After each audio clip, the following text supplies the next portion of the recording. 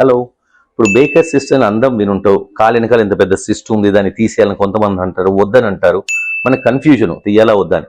ఇది ఎందుకు ఫామ్ అవుద్దంటే మోకాళ్ళలో అరుగుదల ఫామ్ అయిన తర్వాత ఆ రాపిడికి బాడీ కొంచెం ఫ్లూయిడ్ పంపిస్తుంటుంది, ఎందుకంటే ఆ రాపిడి తగ్గటానికి.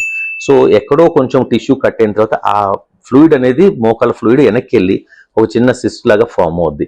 సో ఈ కనెక్షన్ తోటి ఏంటంటే ఆ సిస్ట్ ఫామ్ అయ్యి కొన్నిసార్లు అది క్లోజ్ అయిపోద్ది. దీన్ని బేకర్ సిస్ట్ అంటారు. కొన్నిసార్లు అది పగిలిపోయి కాలంతా వాసి ఎర్రగై సడన్గా ఏదో మేజర్ అయిపోయిందంటే అనిపిస్తుంది. కామన్గా ఏంటంటే ఇది పెద్దగా మీకు ప్రాబ్లం లేకపోతే తీసే అవసరం లేదు. మరీ పెద్దగా ఉంది, కాలు మడతకు అడ్డొస్తుంది అనేటప్పుడు మాత్రమే తీసుకోవాలి.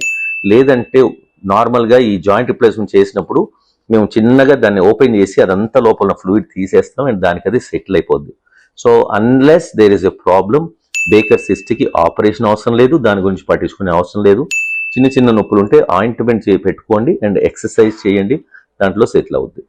All the best.